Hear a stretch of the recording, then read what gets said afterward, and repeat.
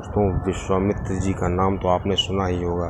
दोस्तों ये ब्रह्म ऋषि होने से पहले बहुत प्रतापी और अहंकारी राजा हुआ करते थे, काफ़ी बलशाली और काफ़ी हठी थे। दोस्तों इनका विश्व स्तर में अपना एक मुकाम था। दोस्तों इनका जो प्राचीन नाम था, पुराना नाम था, विश्वरथ था। दोस्तों इन्होंने श्री गायत्री माता को प्रसन्न कर लिया था और श्री गायत्री माता जी ने इनको विश्वामित्र की उपाधि दे दी थी। दोस्तों क्षत्रिय राजा से ये कैसे ब्रह्म ऋषि तक का सफ़र इन्होंने तय किया, दोस्तों ये बहुत ही दिलचस्प विषय है। इस सफ़र में इनको कई बार उतार चढ़ाव का सामना करना पड़ा और दोस्तों इन्होंने कैसे नए स्वर्ग का निर्माण किया और किस तरह इन्होंने मेनका जैसी जो अप्सराएं थीं उनको भी मोहित किया और उसके बाद उनके चक्कर में ही पड़ गए। दोस्तों इस तरह की सब बातें इसमें आपको बताएंगे। दोस्तों ये बहुत ही, आपको इस तरह की जानकारी अच्छी लगे तो ज़रूर इसको शेयर करिएगा। दोस्तों एक जो राजा हुआ करते थे, प्रजापति के पुत्र थे कुश। कुश का जो पुत्र था वो था कुशनाग और कुशनाग का जो पुत्र था वो राजा दाधीर था और राजा दाधीर ने विश्वरथ को राजा बनाया था दोस्तों, और इनका वर्चस्व था काफ़ी फैला हुआ था। दोस्तों ये अक्सर क्या करते थे, अपने पड़ोसी राज्य पर हमला करते थे और जनता का ध्यान नहीं देते थे। दोस्तों इनको लगता था कि इनको राज्य के विस्तार की ज़रूरत थी। और दोस्तों एक चीज़ इन्होंने और की थी कि अपनी राज्य के जो 20 से या 15 वर्ष से लेकर के 50 वर्ष तक के जो युवक थे, इनको सबको सेना में भर्ती कर दिया था। दोस्तों इनके जो राज्य में क्या हुआ था कि जो खेती करने के लिए काफ़ी लोग कम पड़ गए थे, इस प्रकार इनको काफ़ी दिक्कतें भी हुई थी। दोस्तों नौजवान थे जो ये सेना में इनके भर्ती होते हैं। दोस्तों युद्ध के दौरान पांडव जी वशिष्ठ ऋषि के पास गए। दोस्तों हुआ ये कि एक बार जो विश्वामित्र जी थे, जब वो राजा के रूप में थे, तो वो अपनी सेना के साथ वशिष्ठ ऋषि के आश्रम में गए क्योंकि उनको वहाँ पे थोड़ा रुकने की ज़रूरत थी। फिर उनको लगा कि ये ऋषि जो है हमारी सेना का आवभगत नहीं कर पाएगा, इसलिए वो वहाँ से चल दिए। लेकिन दोस्तों वशिष्ठ जी चाहते थे कि इनकी सेना पूरा भोजन करके यहाँ से जाए। दोस्तों तो क्या था, ऐसे में जो विश्वामित्र जी थे उन्होंने उनका भोजन स्वीकार किया। उनको लगा कि ये इतनी लोगों का भोजन कैसे प्राप्त करेंगे। दोस्तों जब भोजन प्राप्त कर लिया पूरी सेना ने, तब विश्वामित्र जी वशिष्ठ जी के पास गए और पूछने लगे कि महाराज आपने कैसे इतना अच्छा भोजन की व्यवस्था की, क्योंकि मैं राजा होते हुए भी मैंने इतना स्वादिष्ट भोजन कभी नहीं खाया।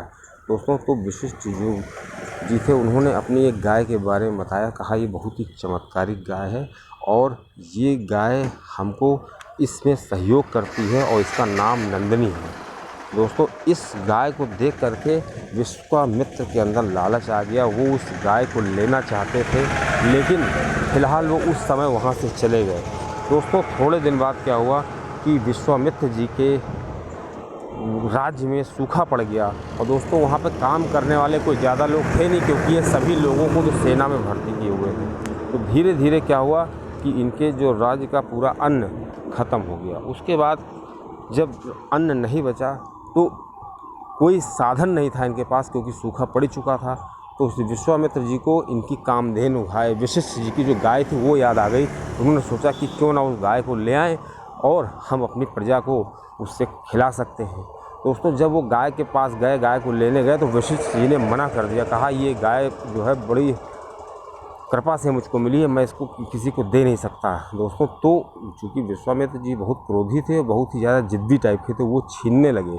तो दोस्तों छीना झपटी में क्या हुआ कि वशिष्ठ जी भी कम नहीं थे, उन्होंने अपनी शक्तियों से, योग शक्तियों से विश्वामित्र जी को हरा दिया। और दोस्तों जब वो गाय को ले जाने लगे तो गाय भी काफ़ी अछूती सेना के साथ आ गई और उसके साथ तो शक्तियाँ थी ही, और उसने विश्वामित्र जी के साथ युद्ध किया। और दोस्तों जब विश्वामित्र जी हार गए तो उनके पुत्र आए, उनको कई पुत्रों को उसने हराया। दोस्तों केवल एक पुत्र को छोड़ा था। उसके बाद दोस्तों विश्वामित्र जी निराश हो गए, लेकिन वो गाय को नहीं भूले थे, वो गाय को किसी भी हालत में लेना चाहते थे।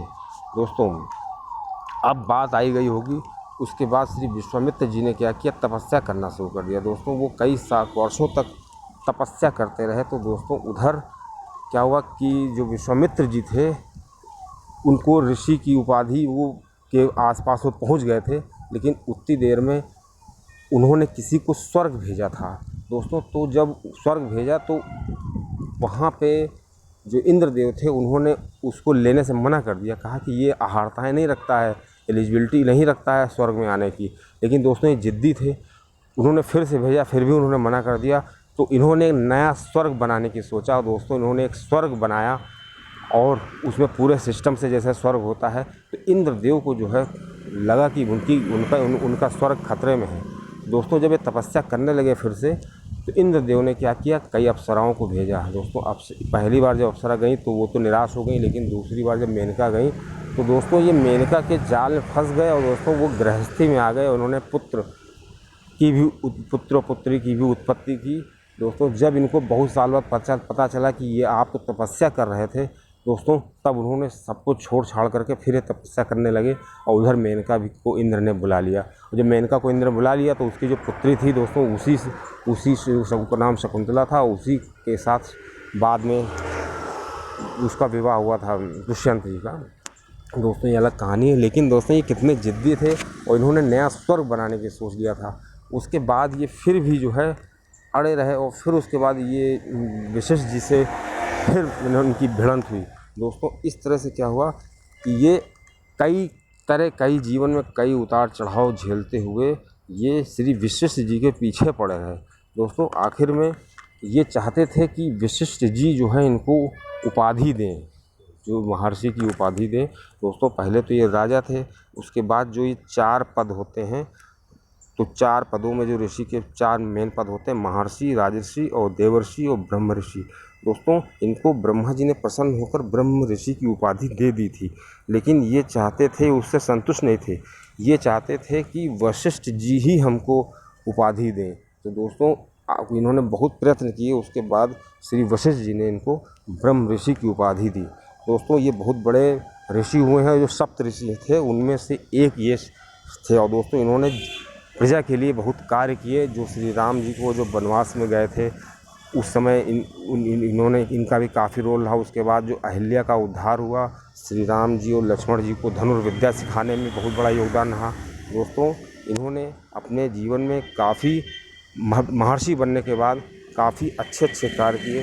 दोस्तों इसीलिए उनको आज भी याद रखा जाता है। दोस्तों यहाँ तक कि सीता का जो स्वयंवर था उसमें भी विश्वामित्र जी की एक अहम भूमिका थी।